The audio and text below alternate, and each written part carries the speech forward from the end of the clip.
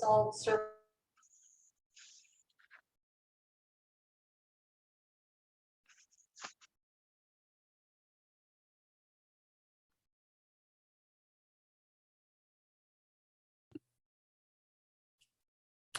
Can you guys hear me? We can hear you. Okay, yeah, I'm not sure if they froze or if I froze. Yeah, no, you're good. Yeah, we can't hear them, but we can hear you. Well, I guess I'll just go ahead and start. Let me get my screen pulled up here.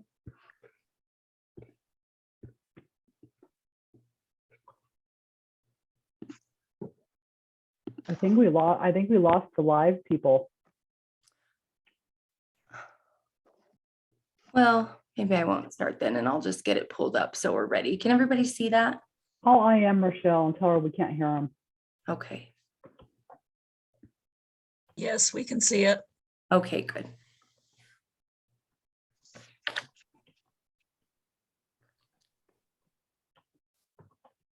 I just sent her a message. Okay, yeah, we'll just wait a few minutes because I think there's like 20 people in person, so I'd like to hang on. Well, I think they're trying to record it, so that would be great to wait for them to record. Yeah, for some reason I forgot that they had in person as well.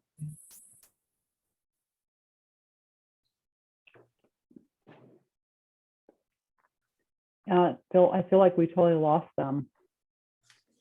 I know that this morning when we were trying to kind of set things up and make sure that everything was working, they were having problems with their internet over there at the conference center. So I don't know if it's the same issue or something different, but they were having trouble with their audio and then with their internet. Yeah, Rochelle hasn't looked at her IM yet because I work for the state and I can see if she's looked at it and I Oh, I haven't seen see. anything yet. Oh, yeah, they're at the hotel. Hi, sorry about that. Can you guys hear us now? Yes. Yeah, we can. Well, definitely this is one place that the online folks have the benefit. Not only are you a little bit more comfortable, but you probably have a more stable internet connection, maybe better coffee, I'm assuming as well. But we're still here and we're plugging along. So I think online you guys are probably okay as far as hearing and seeing. And here in the room, we'll just do our best, but we keep freezing up. So I was in the middle of introducing December. We're really excited to have December here. And I'm going to go ahead and turn the time over and you can get started. Thank you. Yeah, hi guys. I'm excited to be here too. As she said, my name is December Hatch and I work for UCASA. For those of you that don't know what that is, that's the Utah Coalition Against Sexual Assault. Thank you for asking me to present today. We're going to be talking about trauma, substance use disorders, and supporting male survivors, things that we need to know and ways that we can improve. In this presentation, we're going to cover kind of a lot of information, but I think it's really important to cover some of the basic information on each topic to be able to really understand the way that each thing intersects and the way that those things collectively affect the survivors that are experiencing them. I hope that you guys gain some knowledge or maybe a better understanding of ways to support this population. Some of this might be redundant for some of you. I don't know, but hopefully it can help maybe with any bias that you may have when it comes to working with male survivors or individuals who struggle with substance use disorders. For me, I found that education and empathy really are the best starting points when it comes to working with any specific group of people. And the more information that I have, the better I am able to serve survivors through a trauma-informed lens, right? So we're just going to go ahead and get into it. So I just want to start out by saying just a trigger warning to let you guys all know that some of the topics that we're going to discuss are things like sexual assault, abuse, and substance use. Some of the statistics are really hard to hear, things like that. So some of these may be triggering for some of you. If at any point that you feel overwhelmed or uncomfortable, please remember that self-care is super important. So feel free to take care of yourself however you need to, whether it be maybe shutting me off and walking away, or getting up and getting a drink, or whatever you need to do. However you need to take care of yourself, please do so. This is just kind of an overview of the learning points that we're going to be talking about today. These are the objectives for this presentation. They're going to be 5 main parts. And in those, we're going to be discussing a little bit about UCASA, what we are, what we do, our work, our programs across the state.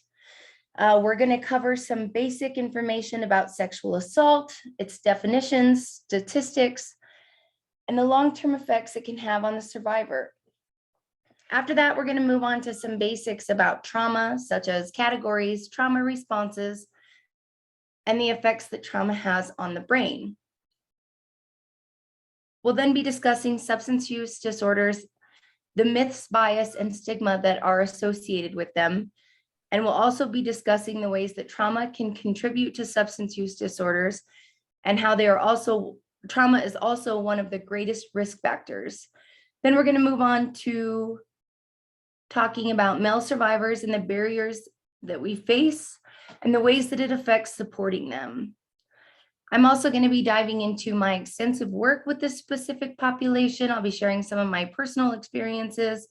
We're going to discuss the men's recovery home that I work with and my role there.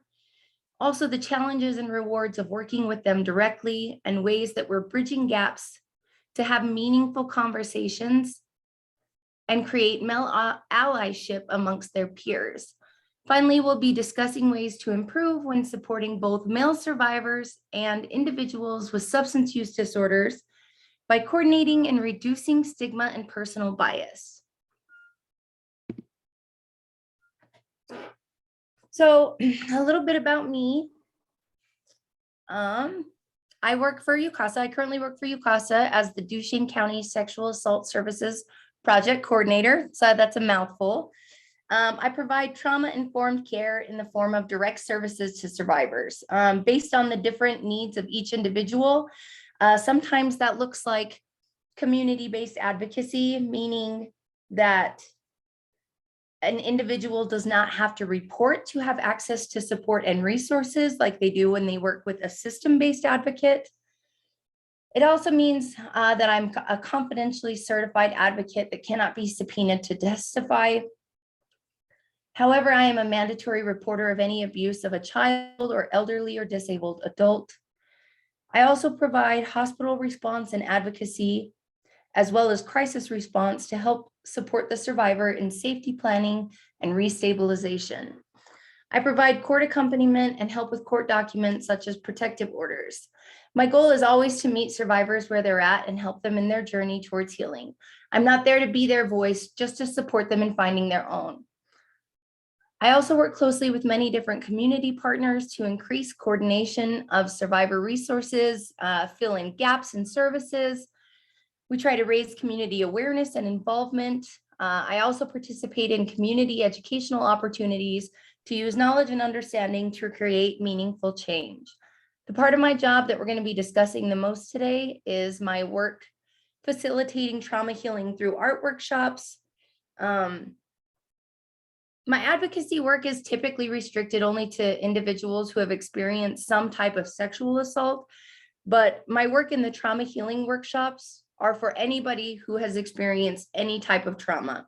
I work with secondary survivors, people who are in close proximity to somebody who has experienced trauma.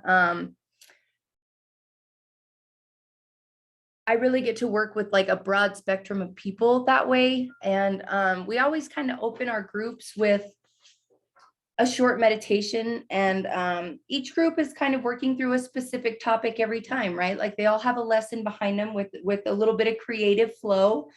They come with a project for our survivors to channel themselves into the project.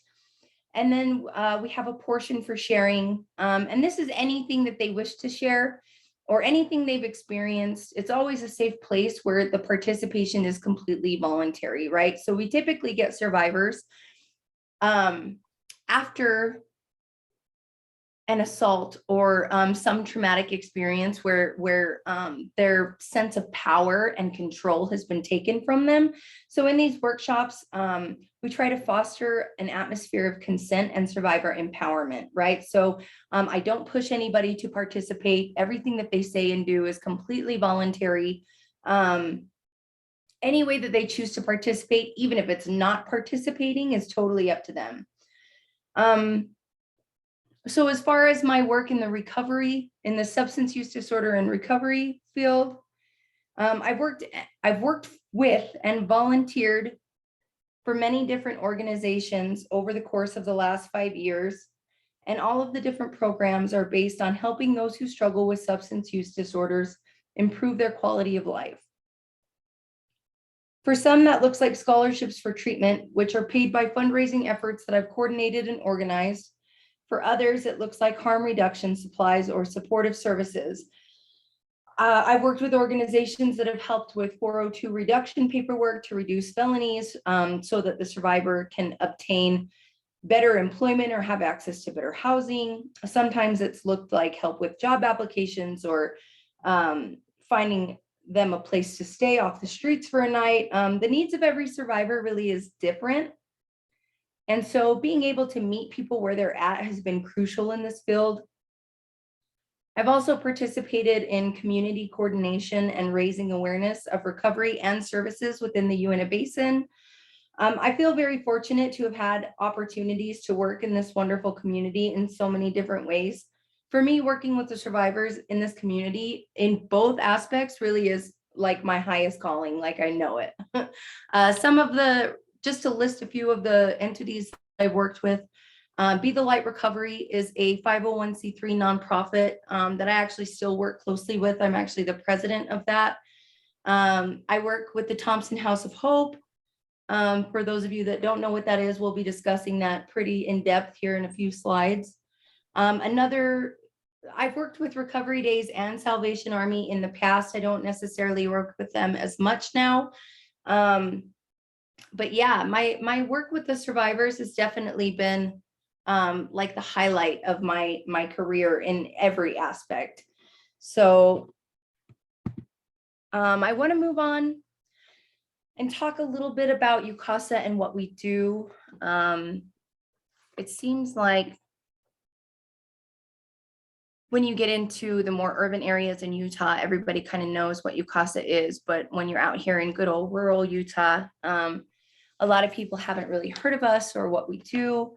So I just want to talk about our mission here. UCASA seeks to contribute to a state culture in which the rights and experiences of each one of the victims of sexual violence are protected and respected.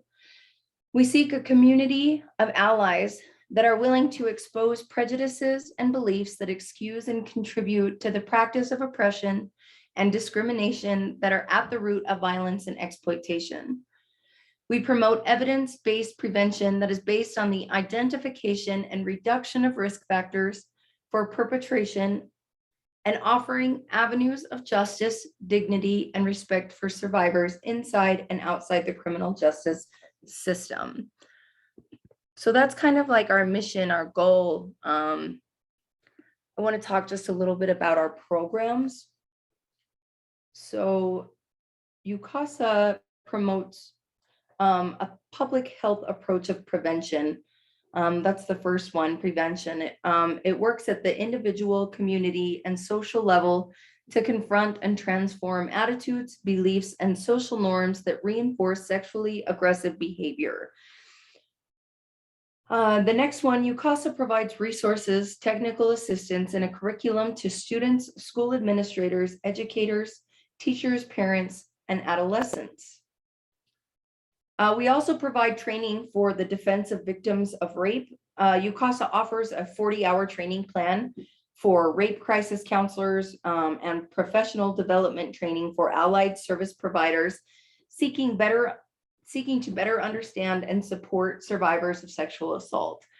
Another one of our programs is the coordination of nurse examiners of sexual assault.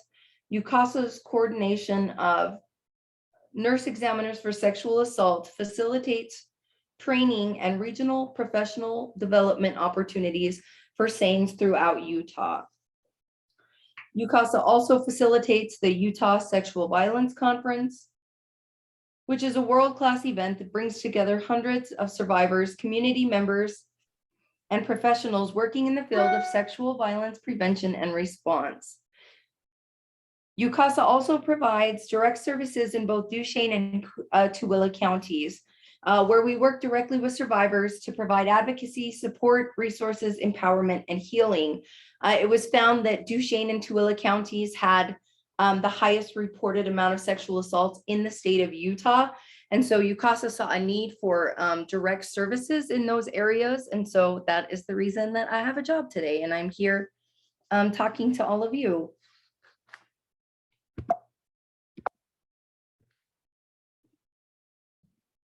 So we're going to move on to the next part. So in this part, we're going to be discussing and defining sexual assault. It's more than just rape. I think that there's a common misconception when people think about sexual assault. It's like, oh, I was jogging in the park after dark and somebody raped me. But there's a lot more to it than that, right? So we're going to be defining it as a person being forced, coerced, and or manipulated into any unwanted sexual activity. Sexual assault is really an umbrella term that includes all other types of sexual victimization that doesn't include rape or attempted rape. Sexual assault, while sexual in nature, is not necessarily about sex.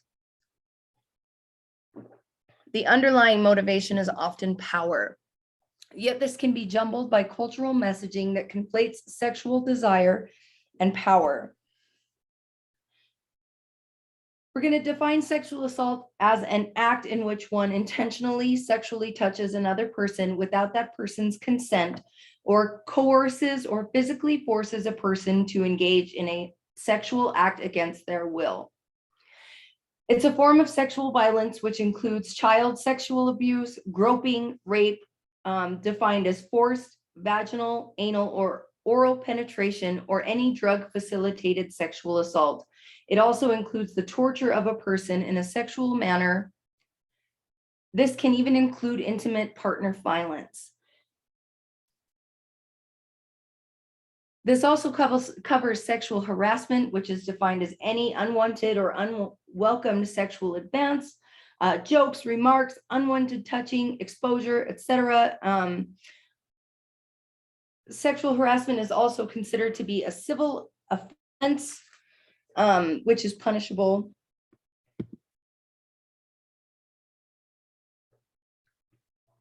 Sexual assault, we also know, is one of the most underreported crimes. With it being one of the most underreported crimes, these numbers are still really high considering, but we know that this is an inaccurate representation of what the actual numbers are because such a small amount of these cases are actually reported. Based on what we do know, to kind of put this into perspective, 1 in 6 people are going to catch the flu every year. More people have experienced some type of sexual violence in their lifetime than catch the flu every season. So nearly 1 in 5 women in the United States have been raped in their lifetime. Nearly 1 in 2 women have experienced sexual violence other than rape in their lifetime. Approximately 1 in 71 men in the United States have been raped in their lifetime, and 1 in 5 men have experienced sexual violence other than rape.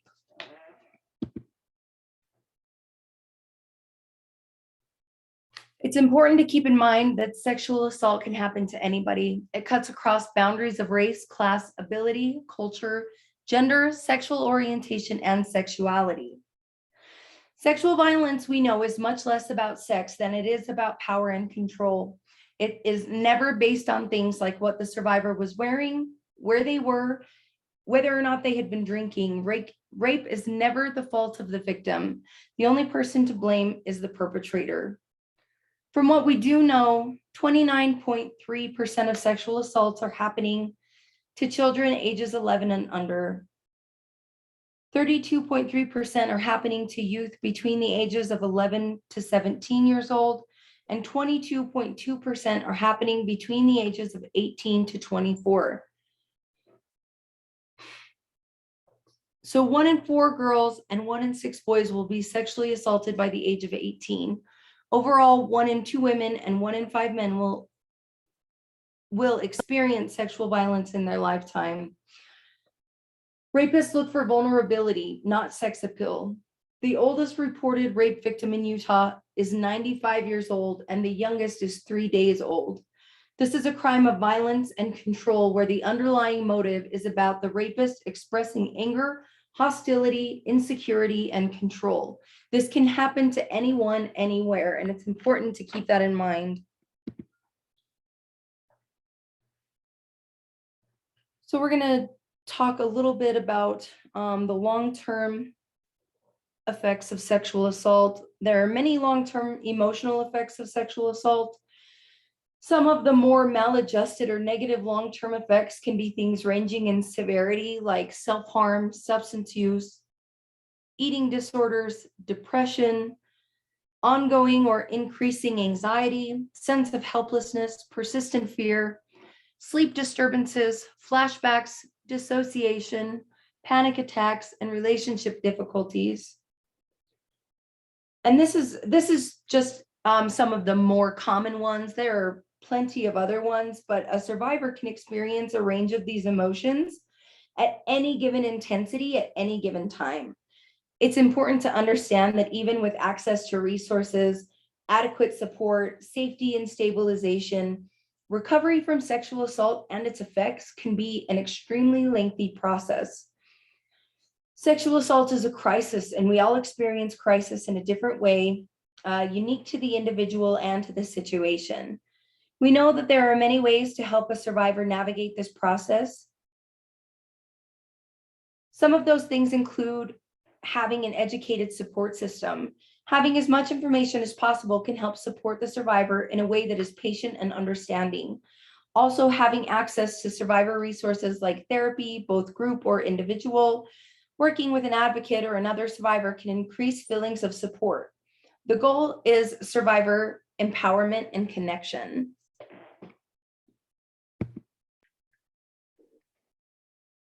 So in this section, we're going to be discussing different types of trauma. We're going to dive into some of the trauma responses, and we're going to take a look at the way that trauma affects the human brain.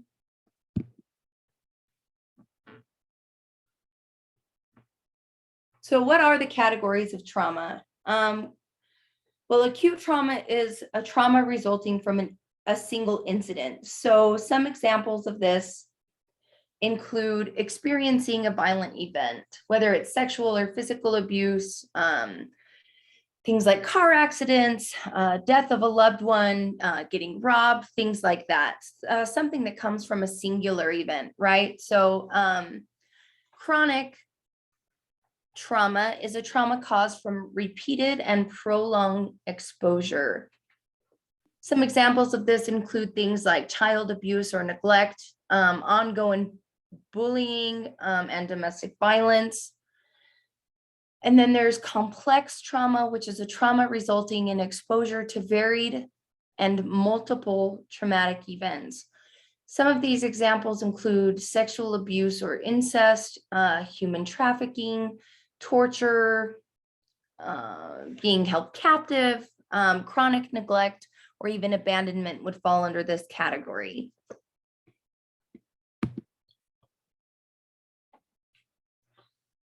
So trauma responses, there are 4 types of trauma responses, 4 basic types of trauma responses, right?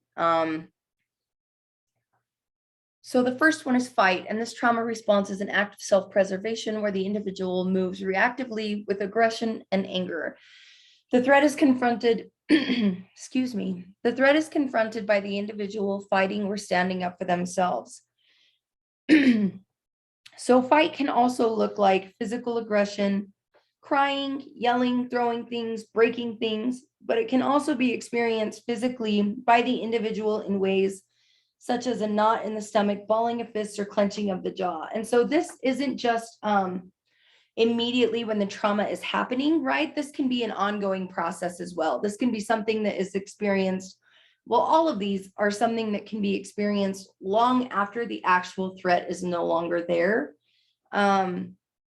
That's when we see these things start to create problems in their day-to-day life, right? So the second type is flight.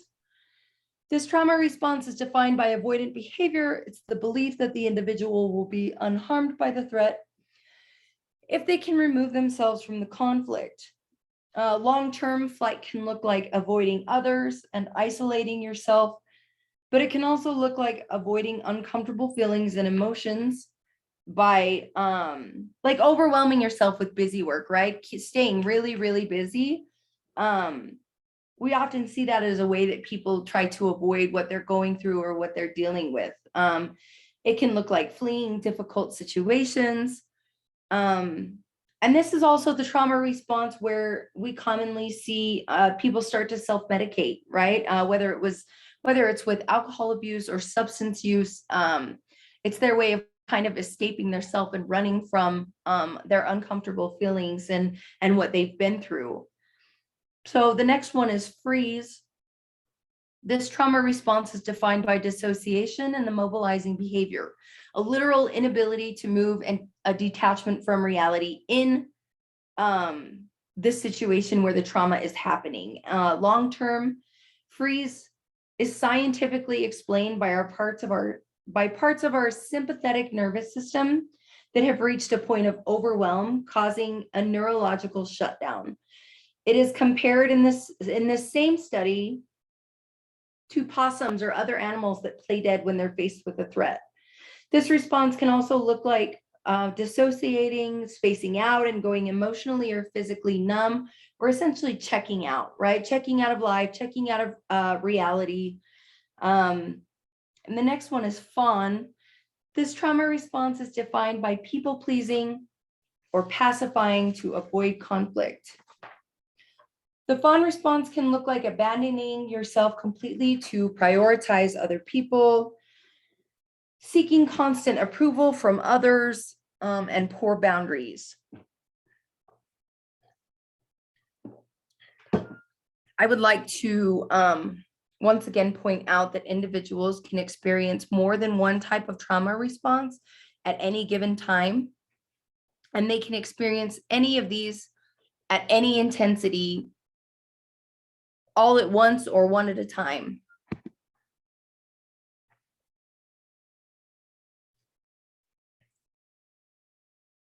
So in this one, we're going to talk about the way that trauma affects the brain. When somebody experiences a traumatic event, it affects the brain chemistry so much so that the brain begins to actually function differently. We essentially shift into survival mode, and our brain redirects all of our mental and physical energy toward dealing with the threat. So the three main ways that we know it's affected is the threat perception system is enhanced, right? So the part of our brain that is in charge of making sure that our body is okay becomes a fear-driven trauma brain, right? And the second one is our inability to filter. So the part of our brain that is responsible for our ability to differentiate between what is relevant or what can be dismissed or kind of dealt with later, it gets derailed by trauma, and it can affect our ability to engage and focus on our current situations fully. So the third one is our self-sensing system gets disrupted, right? This is a defensive response where the brain essentially tries to dampen itself or its sense of self for protection. This is often where we see individuals who have experienced trauma dampening themselves with substances. Trauma mainly affects three parts of our brain: the amygdala, the hippocampus, and the prefrontal cortex. The amygdala is the part of our brain that helps us process perceived threats and emotions. When we've experienced trauma, this system is essentially on red alert all the time, making us hypervigilant. The hippocampus has a major role in learning and memory consolidation, and when traumatic stress is present, it diminishes the ability to filter through events or differentiate between what is happening currently and what is irrelevant. So the past really becomes the present, and we have a hard time living in the here and now. The prefrontal cortex, which is responsible for our management of reactivity to our emotions and our self-awareness. This is including like our behaviors and our traits. When we've experienced trauma, we become more reactive and less able to regulate our emotions. So now that we've kind of covered the effects that trauma can have on the overall well-being of the survivor and different ways that the brain and body respond, this brings me to our next section, where we're going to be discussing substance use disorders. We're going to be discussing myth, bias, and the relationship between substance use disorders and trauma. So it's important that I point out, I typically steer clear of using terms like addict and addiction because of the way that they negatively frame the individual without really actually representing that it's a disorder, not a choice. But in this section, I use those terms quite often because it seems like they're simple terms that everybody kind of understands. So we're going to be talking about some of the myths and facts about substance use disorders. These are just some of the most common ones about individuals who suffer from substance use disorders. And these myths are not only wrong, but they are extremely unhelpful and harmful, both on the societal and the individual level. They hurt individuals and make it almost impossible for them to get the help and the resources that they need to get better, which really we know isolates them further and perpetuates chronic substance use, right? So moving right into it, the first myth, addiction is a choice. If someone is addicted, it is their own fault. We know that the truth about this is that addiction is a complex issue based on many factors that include things like genetics, upbringing, and trauma. So substance use disorders, it's long been believed that they're a moral failing, right? And this is wildly surrounded by misinformation or lack of information. Excuse me. Surrounded by stigma and bias. We know today that the DSM-5, which is considered to be the defining standard for mental health diagnosis, both nationally and increasingly abroad, classifies substance use disorders as a primary mental health issue. In 1987, the American Medical Association officially recognized addiction as a disease. We also know that in 2016, the US Department of Health and Human Services released the first ever Surgeon General report on addiction titled Facing Addiction in America. The Surgeon General is reporting on alcohol, drugs, and health. So if anybody would like, I've included the link to that in this slide, but you can also reach out to me and I can send you the link to that report. It's a really interesting read if you have the time. So we know that risk factors include things like family history, peer pressure, lack of family involvement, early use, and using highly addictive substances, but the main risk factor is trauma. So myth 2, willpower should be enough for an individual to stop using. And the fact with that is that for those who suffer with substance use disorders, it leads to profound changes in the brain. It's a literal hijacking inside somebody's head, right? The science behind it tells us that the pathways to our reward systems in our brain, these things usually take time and effort, but those things are shortcutted essentially by the use of substances, and the brain is flooded with chemicals that signal pleasure. So for somebody that is vulnerable to addiction, these changes in the brain, they will affect the individual's decision-making ability. It'll affect their self-control, while simultaneously sending these huge, powerful urges to use drugs on the same circuits that our brain uses for survival. So things like eating, drinking, their body will literally tell them that they need the substance to survive as much as they need food and water. That's how we know that this why can't you just stop belief is not only inaccurate, but it's extremely harmful as well. So the third myth, addiction only affects a certain type of person. The reality of this is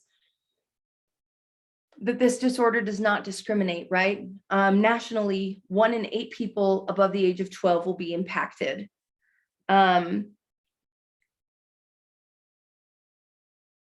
So the belief that those who have substance use disorders are bad people essentially can be one of the most destructive myths in reality. Addiction can affect anyone from anywhere at any time. Nearly 50% of American families will be impacted in some way by addiction. And like I just mentioned, 1 in 8 people above the age of 12 will be impacted. So sometimes what we see with this is things like societal class, home or family life, or outward appearances of success professionally or otherwise can be detrimental for somebody who is in denial about their substance use disorders, right? Because they're going to look at their life and they're going to see that they still have a stable home, or they have good parents or a good job, as reasons that they can't possibly have an issue, because quote unquote addicts don't come from good families and they don't have good lives, right? They're bad people, they're criminals, whatever. And the truth is that addiction is an equal opportunity employer. It does not care where anyone has come from or how much money they make. Anyone can be vulnerable to addiction, and many will deny the severity of their illness and not seek help due to the shame and the stigma surrounding this belief. So myth 4, the individual has to hit rock bottom before they can get better. The truth about this is not only is this statement false, but it's also dangerous. Some of you may know that in the United States in the year 2022, 91,799 people died from substance use disorders. That number is staggering and has been on a steady incline. Individuals are falling through the cracks because of the belief that they have to quote unquote be ready for help. Many aren't living long enough to make it to that point. There's a quote by Desmond Tutu that states, "There comes a point when we have to stop just pulling people out of the river and we have to go upstream and find out why they're falling in." Essentially, we don't have to wait until somebody is drowning anymore when we can help them put on a life jacket, right? Studies show that those who are forced into treatment have equal chances of success to those who seek treatment on their own. We know today that the sooner somebody gets help, the better, especially because seeking help while some of their support systems are still intact increases their chances of success tremendously. And typically, the longer they continue to use, the more those structures deteriorate. There are many different roads to recovery, and many individuals are going to try multiple times and multiple different ways, but they don't have to wait until they're essentially ready. We can raise that bottom and keep people from falling in the river in the first place with access to things like unbiased support, harm reduction supplies, affordable treatment, supportive services, peer support, and other resources like therapy. So myth 5, addiction must be a behavioral issue, not a disease if it is treated behaviorally. So the facts about this is we know that human behavior really begins in the brain, right? So prolonged drug use can lead the individual to make bad choices and do terrible things. This also contributes back to the myth that we talked about, that people with substance use disorders are bad people, because we see this criminal and destructive behavior, but we can trace it back to actual restructuring of the pathways in the brain and flagging drugs as something needed for survival, which we kind of just talked about. The individual is more likely to act on impulse and do things that they would never have done prior to their drug use. So these acts are often impossible to understand, and they cannot be condoned, but it's important to understand the science behind the behavioral issues caused by addiction.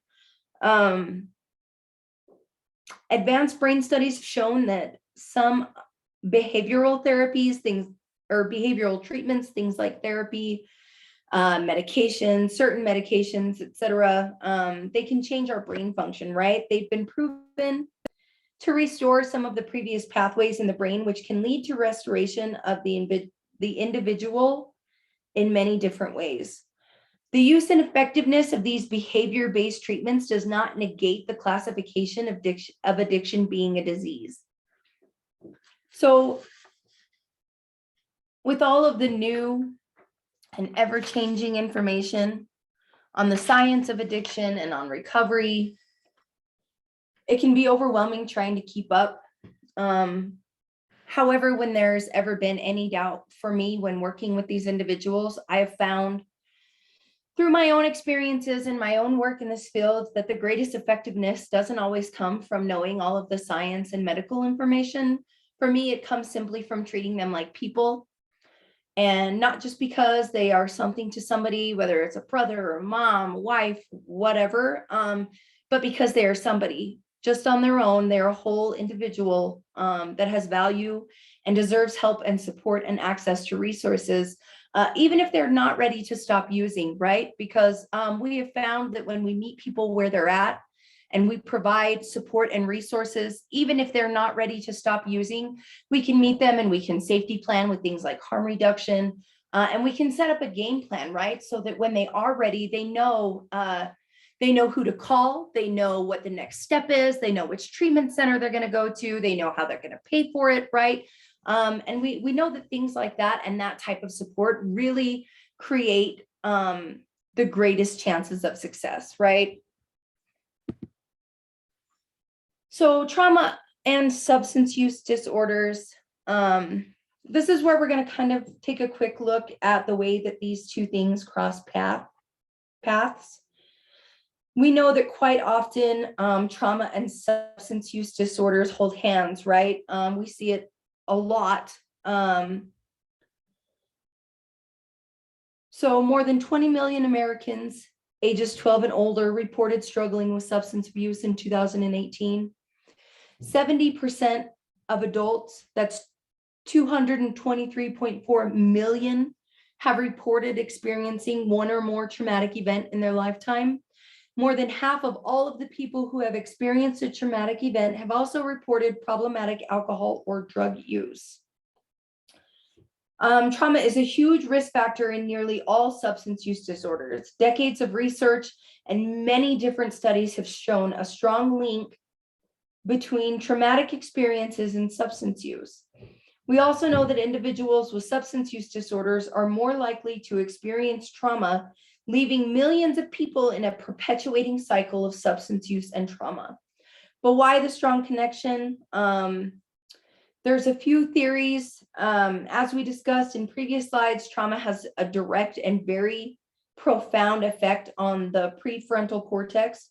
This manages our sense of self and our emotions. When we've experienced trauma, we become overly aware of ourselves and our feelings. And this can create an environment where an individual has a strong urge or impulse to, to start drowning those feelings out, right? Or to self-medicating to escape their self. We also know that we often see increased substance abuse in the flight trauma response, which also points to the self-medicating hypothesis. It's also believed that this connection comes from individuals with substance use disorders being at a much higher risk of experiencing traumatic events in many different forms because of their substance use. It's important to mention that another theory is based on susceptibility. Individuals who use substances are more susceptible to things like developing PTSD after traumatic events than those who do not. Studies have shown that based on the strong connection between the two, the way that trauma impacts the risk of substance use, it's really shaped the way that most providers are starting to develop treatment plans that simultaneously treat trauma and substance use. They're focusing really on healing the whole individual, as opposed to older models of treatment that separated the two and thought that, you know, it was more beneficial to kind of deal with one thing at a time. But we know today that those things coexist quite often, more often than they don't, right? So when we have a treatment plan that is working on the whole individual, it really sets them up for success. And it's important for us, whether we're clinicians or organizations or direct service providers, it's important to understand that these individuals can and do recovery. They can and do recover, excuse me. With a recovering mindset and support to help build resiliency, we really can help them, with a trauma-informed approach being extremely crucial for this population. So in this section, we're going to discuss working with male survivors. We're going to discuss the unique challenges of working with them that includes things like statistics, bias, lack of service. And this is where we're going to kind of get into my own personal experiences working with this demographic. I think it's important to look at this population kind of through a new lens, understanding that this population is still pretty vulnerable.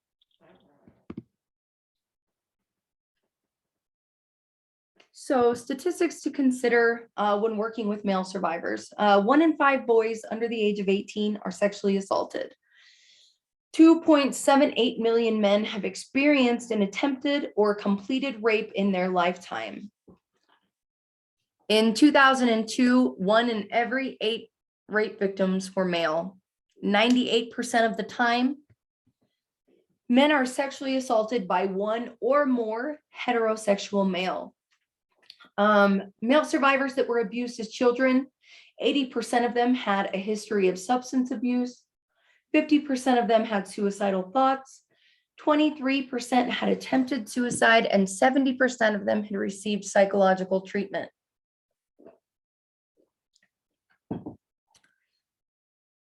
So the numbers of the clients that I work with are a little bit different than the ones that are reported here in this slide.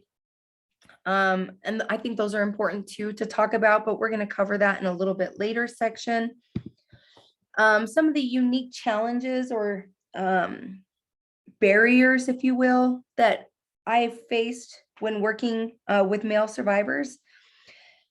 They include things like male survivors experiencing exaggerated and prolonged negative sense of self, right? They have a lot of self-blame, depression, other negative self-thoughts after things like an assault or a traumatic event. Gender role really plays a huge part in the dynamic of working with these survivors, because men are often conditioned to believe that they can't be a survivor of any kind of abuse, right? They have a hard time reconciling their masculinity. And this is where we often see things like be a man or man up or boys don't cry, or, you know, things like if somebody hits you, hit them back. Men are typically pressured to be seen as powerful or more assertive or strong.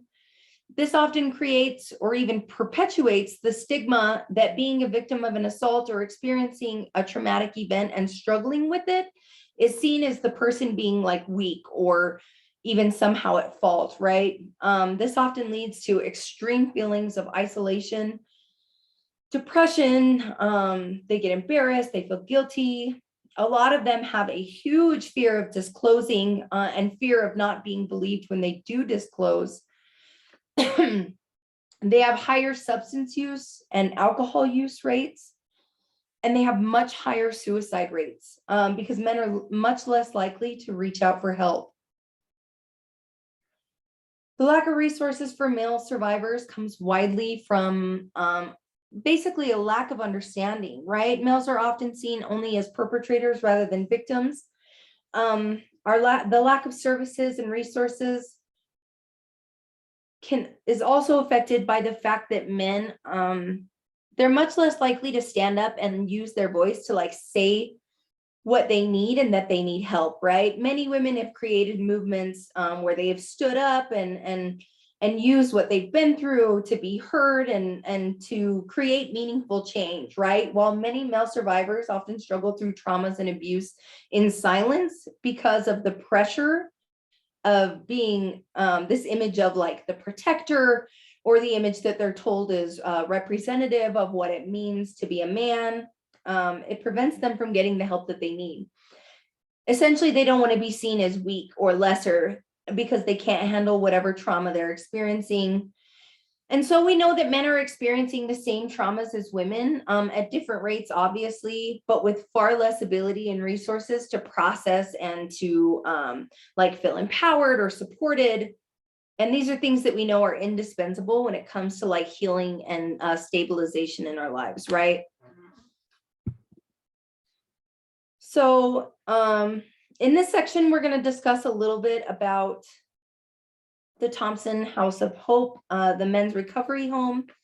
Out of all the different parts of my job, we kind of discussed this earlier, but being a direct service provider and working directly with survivors, for me is the most meaningful and the part of it that like keeps me pushing forward for change, right? While I work with several different groups, the one that we're going to be focusing on today specifically is the men's group.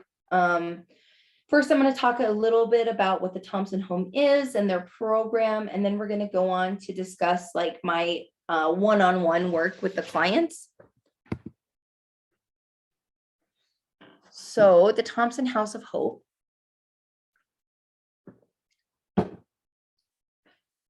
It's actually called the Uinta Basin Faith-Based Recovery Foundation. So that is the name of the local nonprofit organization that provides the live-in men's recovery home in Roosevelt. So the nonprofit's name is the Faith-Based Foundation, but the name of the facility itself is the Thompson House of Hope. This program is unlike any that I've ever seen in the Uinta Basin before, and I've worked with quite a few of them. It's been instrumental in our recovery community, though. This program was started by Dan and Polly Karen of Roosevelt. It's now supported by a group of board members that kind of come from all different walks of life, right? So board members include Pastor D. Cairoli, Bobby Richardson of Uinta Basin Medical Center, my husband, John Hatch, and Aaron Manning. So of course, Dan and Polly Karen also are part of the board as well. And this facility is managed by the director. His name is Leo Thorson. He's great. If you know him, you know he's wonderful. He's extremely passionate. He's just out there doing the most, trying to help men in our community. The cool thing about this program, well, it's good and bad depending on how you look at it, but it's a long-term program. It's a long-term, non-denominational, faith-based recovery program.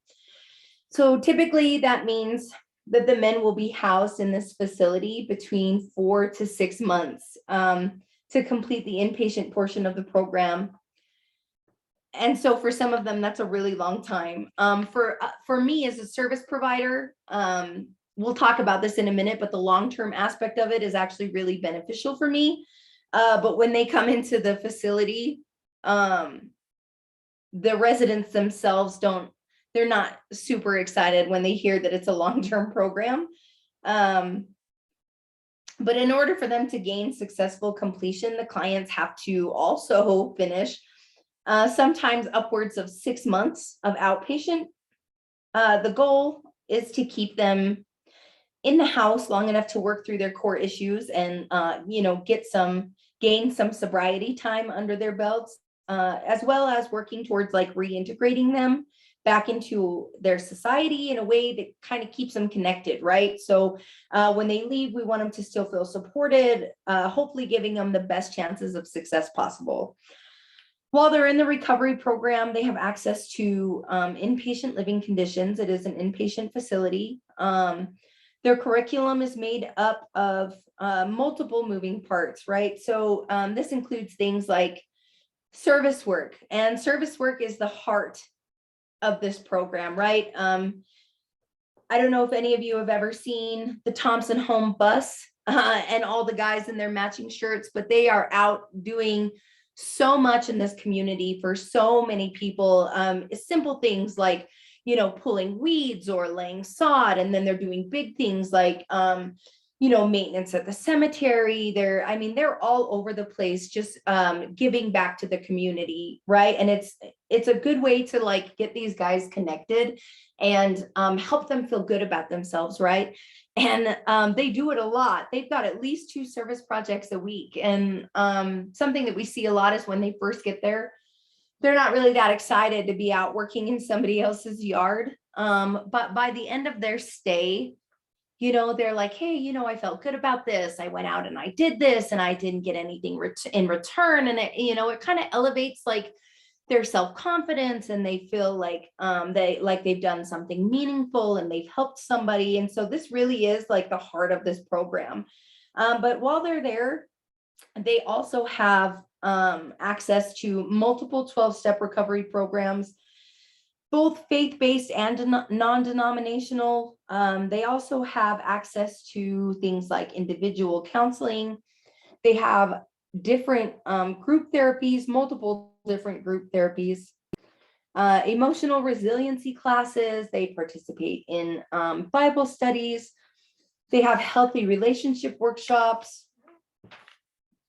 They also have several life skill classes, cooking classes, things like that. I facilitate trauma healing through art workshops there, and they have some recreational therapy that is focused on making new memories and having fun in recovery, right? Because they have to learn how to essentially live again. And sometimes that means things like just going kayaking or river rafting, right? A lot of them have never done any of these things sober. And so for some of them, when they're first out on their own, those things, something that simple like, you know, going to the park for the 4th of July or things like that can be extremely triggering, right? So we try to reintegrate them in as many ways as we can, you know, like with the different programs, and then the facility taking them out on recreational outings. They partner a lot for health and fitness classes with the Addicts to Athletes program, and they actually all just barely went skydiving. It was an absolute riot. This program really works from a design of healing the whole individual from the inside out. The goal is helping them learn how to live without substances while they're in a safe and supportive environment for processing their traumas and learning how to adapt to life. The goal is for these men to become leaders within their families, with their peers, and within their communities, right? The Thompson Home considers success by gainful employment, right? They consider success by stable housing, no more criminal offenses, things like overall improved quality of life with sustainable recovery, right? So in the 43 months of operation, 96 total men have come through this program. And of those 96 men, 42 of them are sober today. 5 of them are actually celebrating multiple years in recovery, which is awesome. And then they have every amount of sobriety time in between that you could possibly imagine, right?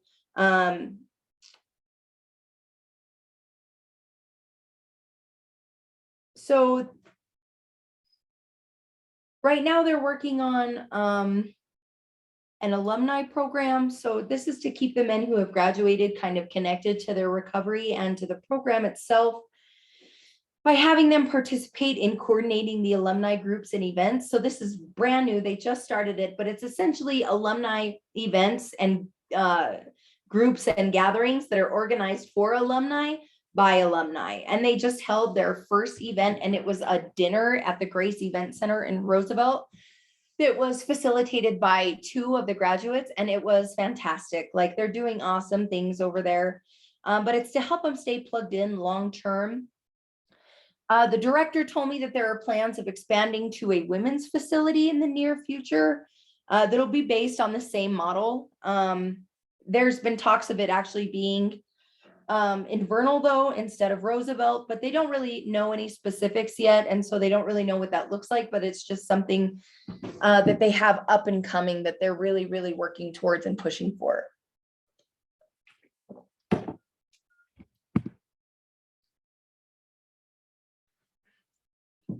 So working with the guys, this is kind of where I'm going to talk about my role and my experiences in working with these residents.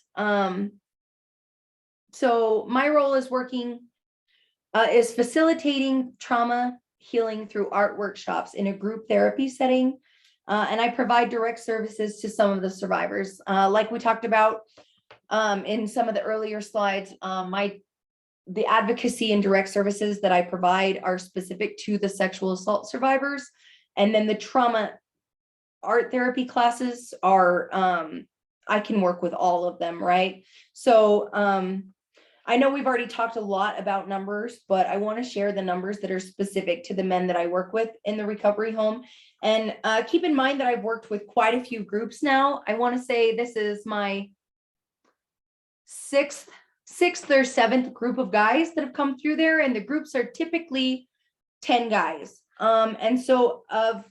And all of them are there because they struggle with either alcohol abuse or substance abuse, right? It's a treatment facility. Well, it's a recovery home, so they're similar. But out of all the men that I've worked with, 100% of them have experienced some type of traumatic event in their life, right? So all of them, every single one.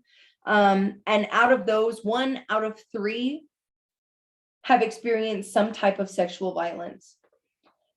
So my work isn't typical, right? Because I encounter them all in a treatment facility. So my workshops are a part of the curriculum that they work through while they're participating in the inpatient portion of the program. We talked earlier about things that are helpful and important, like recovering mindset.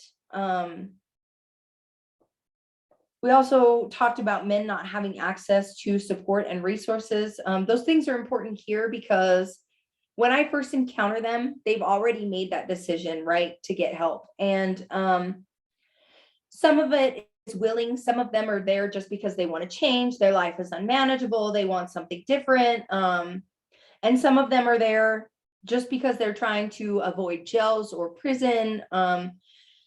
But we learned earlier that those who are forced into recovery have the same chances as those who go willingly, right? So for whatever the reason may be, they already have the mindset for recovery and change when they come to the home.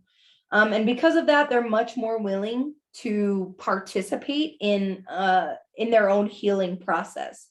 With that being said, it's not always smooth sailing from there, right? They're there and they want to change, but I often run into the issues that we've discussed in the male survivor slide that are things like men not being able to like comfortably use their voice or discussing their trauma or their other issues. There's usually, when we're first starting with a new group, there's a lot of discomfort and resistance when it comes to sharing in a group setting because the individual is worried about how they're going to look both to their peers and to me. So I see the barriers facing male survivors of trauma every day that I work side by side with them, because these men have been programmed not to discuss their hurt, especially in front of women or in front of other men for fear of looking weak, right? And so, you know, it kind of brings up the question, like, especially in that type of setting, something that I kind of address the guys with to maybe help some deprogramming of the things that that kind of prevent them from processing is, you know, who are they supposed to talk to? If they're not supposed to talk to each other, or they're not supposed to talk to the people like me that are there to help them, then who, right? Like the whole point of being in the facility is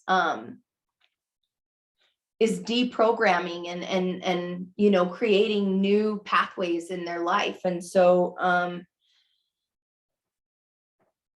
in the beginning, there is a lot of resistance, but the cool part, moving on to the next slide, the unique advantage that I have working with these guys, because of the setting, things like the program being long-term, the recovering mindset being there to begin with, and their personal motivations for working towards healing, I'm able to establish like this valuable, trusting relationship, right? Not only with the group, but with each individual as well during that time. And while that's happening, they're also creating these trusting relationships with each other, because they typically come through the program in a group. And like I said, that group pretty much stays the same the whole time that they're there. So this has been so instrumental in a couple of different ways. And the first is being that they start to trust me enough to listen to the things that I have to say when I'm trying to like educate them on what trauma is and what assault really looks like. Eventually you can see them kind of take what I have to say into consideration because they trust and respect me. So this is where we kind of see the door open and the lines of communication open, right? For some difficult conversations that are so important to have. It brings me to the second way that our trusting relationship is important. And this one is extremely important because what it comes down to is over time, men recognizing and disclosing their own traumas. Excuse me. Many times I've watched something like click, right? Or essentially like this light bulb go off with a client that I've been working with for a while. The same client swore when they got there that they had no traumas and no issues. But I've watched this kind of light bulb go off and then have it be followed up with a disclosure by that same individual. Sometimes the disclosures are major things, right? And I found that this is how my work has been the most impactful. We establish trust. We open the lines of communication, not only between them and their peers, but between them and myself as well, right? So they have support. I've educated the residents on trauma and assault, and because of all of these things kind of working together, many of these residents are able to identify and process their own trauma in a safe environment and start the healing journey now that they know what they're healing from, right? So some of the struggles that we face in the beginning of working with each group can really become powerful assets when we're working towards healing. Because of the time, effort, and intentionality that is put into building these relationships, I get to see this special kind of support kind of blossom amongst peers.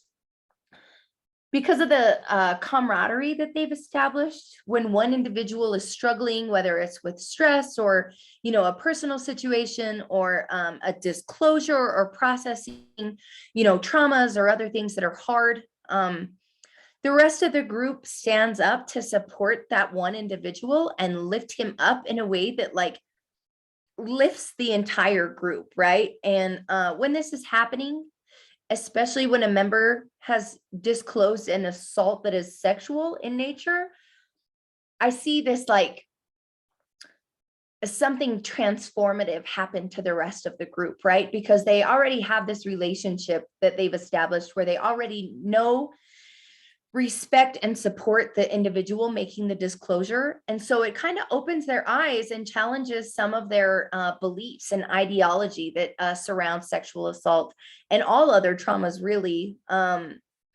Because of this, I get to see this really cool thing where men are stepping up, not only for other men, but to be allies in the fight against sexual violence. Because seeing somebody that they know and respect who's been assaulted really puts a face to that experience. And the ones who have not experienced it feel motivated to be supportive and to stand up for those who have, both men and women. They ask how they can help and how they can get involved, right? So trust, empathy, communication, connection, and education are all ways that we're working towards allyship and meaningful change in the Uinta Basin. I'm going to share a slide here in a few minutes where these guys actually volunteered to participate in a Denim Day event that we had locally. It was really awesome. Like some of them have experienced sexual assault, but some of them hadn't. And they showed up to this event.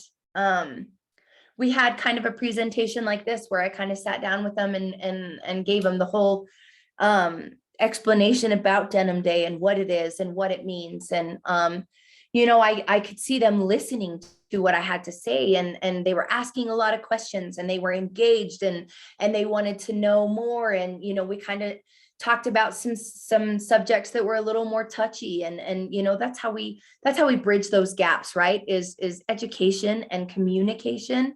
And because of that, they made signs, and they were excited to show up. And you know, sometimes when you work in this field, the community participation in events like that is low. And this whole group of guys showed up with their big signs, and they were out on the road, like, you know, cheering at people, getting them to honk. And like, they were totally engaged. They were 100% in support of what we were doing, and they were so happy to be there. And for service providers, it was really like, I had so many of them reach out to me, and they were just overwhelmed with, you know, actually getting to see it, impacting people, the work that we do, you know, to see that kind of like motivation out at one of our events was a nice change for sure. So things that in typical situations outside of this facility, we're seeing these same issues that are facing men. But these are men that don't have access to the same tools and the same programs that are made available to the men at the Thompson home.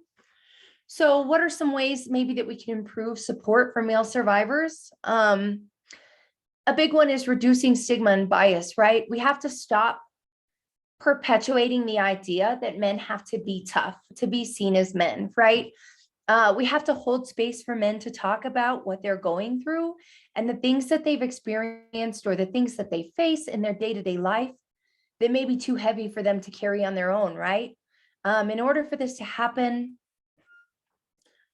I think we have to make, you know, these meaningful, trusting relationships and open the lines of communication. We have to be willing to discuss hard topics based on mutual respect, right? Mutual respect and a common goal.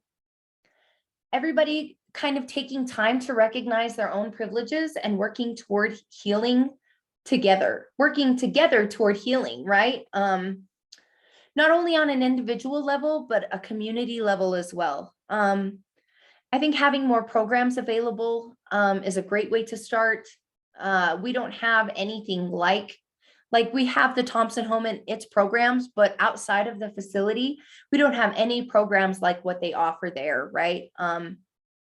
So I think having programs that are focused on healing the whole individual in a way that kind of essentially makes them like the captain of their own ship, right? Where the information and the education are provided and they're available, but it's, you know, the individual is working to identify with and or recognize their own traumas, and then having a strong system of support and belief, whether it be peer or organizationally or clinicians there that are, you know, after these recognitions and disclosures are made, to kind of help process through it in a way that they know they aren't alone. I think that's like the most important thing. A lot of men, they suffer in silence, right? And so, you know, helping survivors find their voice and use it to create meaningful change while also using our own voices to speak up with them. I know that these things work because I've seen survivors use these, you know, kind of few things to completely transform their lives, right? And they become amazing members of their community. I've seen families reunified. I've seen survivors heal and step up to become allies and advocates that are just wanting to stand up for and help other people. The biggest way that I've been able to support survivors in all aspects has simply been kindness, right? We touched on this earlier, but treating humans like they matter because they do, right? Kindness breaks through barriers. So I've included my contact information.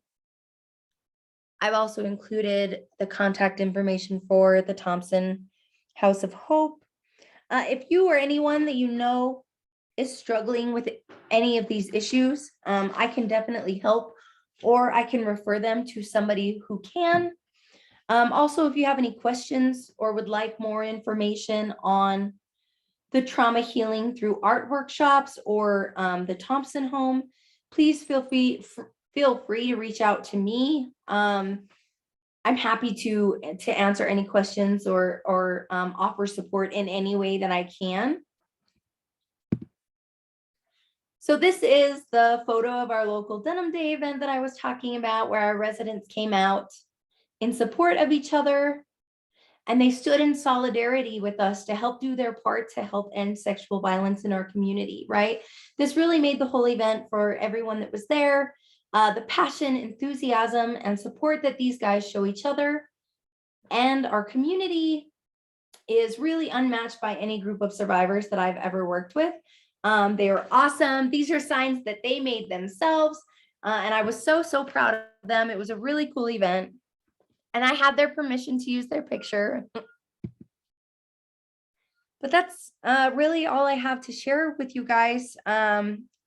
I don't know if I took up enough time, but thank you all so much for listening to me. And thank you for asking me to present. Again, if you have any questions or you would like more information, please feel free to reach out to me anytime. Thank you guys so much. Great, thank you, December. And if you're willing, are there any questions online or in the room? We have a question in the room. Absolutely. Okay, so as you touched on before, some of the residents in the Thompson House of Hope are going to not necessarily escape jail time, but to escape jail time. They do complete the program. And then what is your rate of recidivism? And what are the plans to mitigate that rate of recidivism in crimes, like hands-on crimes for victims? I mean, I understand and have complete empathy for victims, but I just don't know, do they have help afterwards, again, to mitigate their rate of recidivism? Yeah, so that's actually the reason they established the outpatient part of the program, because in the early stages, so they've only been up and running for a couple of years now. I think we touched, it was like 43 months or something like that. But in the earlier parts of the program, they still had the inpatient portion where it was like 3 months and they would participate. And then when they graduated, they just kind of were thrown out back into the community, right? And so that was where we really saw a lot of trouble with people relapsing and kind of going back to their old ways. And so that, I don't have exact numbers on that. Leo Thorson would be the one to kind of contact for the exact numbers. However, I do know that that is the reason that they established the long-term program portion of it. So to complete the program in its entirety, it's a year, right? And so that's for successful completion for anybody, whether it's somebody that is on probation or whether it is just somebody that went willingly. But the outpatient portion is after they leave, and it's 6 months long. So I haven't seen a single individual yet that has completed the outpatient any sooner than that. And that looks like things like kind of taking baby steps, right? Like you put them back into the community while they're still kind of tethered to the home itself. So they're still participating in groups and supportive services and things like that, but they're reintegrating back into society. They're going back to work and things like that. So that's kind of like the fail safe that they've set up. But I know that close to half of the guys that have gone through the program are still clean and sober today. And a lot of the ones that have that are there with jail time or prison time hanging over their head, if they don't complete successfully, they're incarcerated. They're reincarcerated. Hopefully that answered your question. Good, thank you. Any other questions? Looks like on the chat, you've just got a whole bunch of things, so hopefully you can see that. Okay. Good. Well, we really appreciate your time and your contact information, and we will go to break until 10:45. So thank you for being here. Yeah, thank you guys so much. Have a good rest of your day.